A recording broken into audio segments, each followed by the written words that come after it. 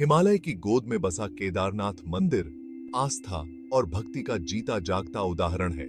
उत्तराखंड के रुद्रप्रयाग जिले में स्थित यह 12 ज्योतिर्लिंगों में से एक है। इस मंदिर की खुरदरी सुंदरता और आध्यात्मिक आभा हर साल लाखों श्रद्धालुओं को अपनी ओर खींचती है। केदारनाथ सिर्फ एक मंदिर नहीं है, यह एक अनुभव है। यह यात्रा अपने आप में एक तीर्थ यात्रा है जो व्यक्ति के धैर्य की परीक्षा लेती है। हिमालय, जिसे अक्सर हिम का घर कहा जाता है, हिंदू पौराणिक कथाओं में हमेशा एक विशेष स्थान रखता है। इन्हें पवित्र माना जाता है, देवी देवताओं का निवास स्थान और आध्यात्मिक शक्ति का स्रोत। 11,755 फीट की ऊंचाई पर स्थित केदारनाथ मंदिर इस पवित्र संबंध को दर्शाता है। मंदिर की वास्तुकला अपने आप में एक अजूबा है। यह विशाल, जटिल, नक्काशीदार धूसर पत्थर की पट्टियों के साथ विशिष्ट उत्तर भारतीय हिमालयी शैली में बनाया गया है। शंखु के आकार की संरचना इस क्षेत्र की कठोर मौसम की स्थिति, जिसमें भारी बर्फबारी और अक्सर भूस्खलन शामिल हैं, का सामना करने के लिए डिजाइन की गई है। मंदिर के गर्भगृह में एक शंखु के आकार की चट्टान है,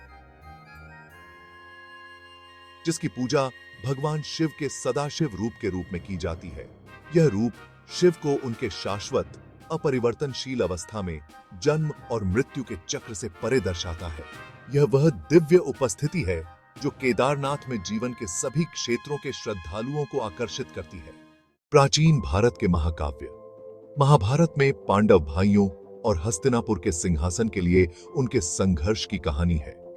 यह भगवान शिव के प्रति उनकी भक्ति पर भी प्रकाश डालता है। कुरुक्षेत्र युद्ध के बाद पांडव शिव का आशीर्वाद लेना चाहते थे। शिव एक बैल में बदल गए और हिमालय में छिप गए। भीम ने उन्हें पहचान लिया और पकड़ लिया। शिव के अंग अलग अलग स्थानों पर बिखर गए, जिससे 5 पंच केदार बने। केदारनाथ वह जगह नहीं है पति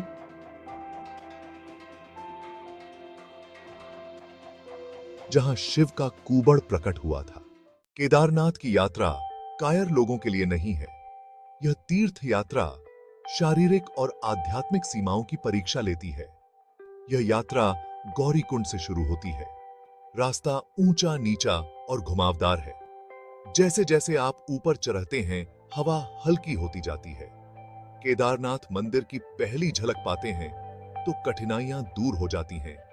सिद्धि की अनुभूति अद्वितीय है। भाग 5, स्थापत्य चमत्कार। केदारनाथ मंदिर प्राचीन भारतीय बिल्डरों के वास्तुशिल्प कौशल का प्रमाण है।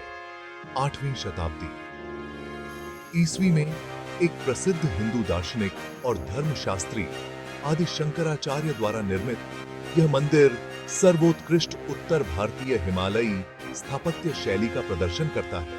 मंदिर विशाल, एक दूसरे से जुड़े हुए धूसर पत्थर के स्लैब से बनाया गया है, जो पास के पहाड़ों से लाए गए थे। इसका शंक्वाकार आकार केवल सुंदर ही नहीं है, यह क्षेत्र की भारी बर्फबारी और कठोर मौसम की स्थिति का सामना करने के लिए एक चतुर स्थापत्य अनुकूलन है। ढलान वाली छत बर्फ को आसानी से फिसलने देती है, जिससे इसे जमा होने और संरचना पर दबाव डालने से रोका जा सकता है। मंदिर का इंटीरियर भी उतना ही प्रभावशाली है। एक नीचा दरवाजा एक छोटे से कक्ष गर्भगृह की ओर जाता है, जहां भगवान शिव के सदाशिव रूप का प्रतिनिधित्व करने वाली शंक्वाकार चट्टान स्थापित है। कक्ष की दीवारों को हिंदू पौराणिक कथाओं के दृश्यों को दर्शाती जटिल नक्काशी से सजाया गया है। भाग 6, अस्तित्व की पहेली। केदारनाथ मंदिर ने एक सहस्राब्दी से भी अधिक समय से समय बीतने और प्रकृति के प्रकोप को देखा है। भूकंपीय रूप से सक्रिय क्षेत्र में स्थित भूस्खलन और अचानक बाढ़ का खतरा। यह उल्लेखनीय है कि यह मंदिर कैसे कई प्राकृतिक आपदाओं से बच गया है। 2013 में उत्तराखंड में भयानक बादल फटने से बड़े पैमाने पर अचानक बाढ़ आ गई, जिसके परिणाम स्वरूप व्यापक विनाश हुआ और जान माल का नुकसान हुआ। केदारनाथ घाटी सबसे बुरी तरह प्रभावित क्षेत्रों में से एक थी। जबकि मंदिर स्वयं काफी हद तक बरकरार रहा, आसपास की संरचनाएं उफनते पानी से बह गईं। इस मजबूती का श्रेय अक्सर इसकी मजबूत वास्तुकला और भगवान शिव के आशीर्वाद को दिया जाता है। कुछ लोगों का मानना है कि मंदिर के पीछे एक बड़ी चट्टान ने एक अवरोधक के रूप में काम किया, जिससे पानी और मलबे के बहाव को संरचना से दूर कर दिया गया। कारण जो भी हो, मंदिर का अस्तित्व एक चमत्कार और आस्था की शक्ति के रूप में देखा जाता है। भाग 7, आदि शंकराचार्य की गाथा। आदि शंकराचार्य एक श्रद्धेय हिंदू दार्शनिक और धर्मशास्त्री जो 8वीं शताब्दी ईस्वी में रहे, ने हिंदू धर्म को पुनर्जीवित करने और हिंदू धर्म के 4 मुख्य मठवासी आदेशों की स्थापना में महत्वपूर्ण भूमिका निभाई। उन्हें केदारनाथ में मंदिर की स्थापना का श्रेय भी दिया जाता है। किंवदंती है कि आदि शंकराचार्य ने हिंदू विचार के विभिन्न स्कूलों को एकीकृत करने के बाद भौतिक दुनिया का त्याग कर दिया और हिमालय की तीर्थयात्रा शुरू कर दी। वह केदारनाथ पहुंचे और उन्होंने अपना अंतिम समय भगवान शिव की सेवा में बिताने का फैसला किया। माना जाता है कि उन्होंने मौजूदा मंदिर संरचना का जीर्णोद्धार किया और इसे 12 ज्योतिर्लिंगों में से एक के रूप में स्थापित किया। कहा जाता है कि आदि शंकराचार्य ने 32 साल की छोटी सी उम्र में ही केदारनाथ में समाधि गहन ध्यान की स्थिति को प्राप्त कर लिया था। उनकी समाधि मंदिर के पास स्थित है और यह एक पूजनीय तीर्थ स्थल है। भाग 8, आध्यात्मिक आभा। केदारनाथ सिर्फ एक मंदिर नहीं है, यह एक ऐसा अनुभव है जो भौतिक दायरे से परे है। कठिन यात्रा, लुभावने दृश्य, प्राचीन किंवदंतियां और स्पष्ट आध्यात्मिक ऊर्जा मिलकर गहन शांति और शांति का माहौल बनाती हैं। जैसे ही आप राजसी मंदिर के सामने खड़े होते हैं, चारों ओर से विशाल हिमालय से घिरे हुए, आप विस्मय और विनम्रता की भावना महसूस कर सकते हैं। हवा में भक्तों के जयकारे, घंटियों की आवाज और अगरबत्ती की सुगंध भरी हुई है, जो एक अलौकिक वातावरण का निर्माण करती है। जीवन के सभी क्षेत्रों के तीर्थयात्री केदारनाथ आते हैं, आशीर्वाद, सांत्वना और ईश्वर से जुड़ाव की तलाश में। वे प्रार्थना करते हैं, अनुष्ठान करते हैं और भगवान शिव की उपस्थिति में ध्यान करते हैं। अपने जीवन में शांति और उद्देश्य खोजने की उम्मीद करते हैं। भाग 9, केदारनाथ का बुलावा। केदारनाथ मंदिर अपने समृद्ध इतिहास, स्थापत्य वैभव और आध्यात्मिक महत्व के साथ हर साल लाखों श्रद्धालुओं को आकर्षित करता रहता है।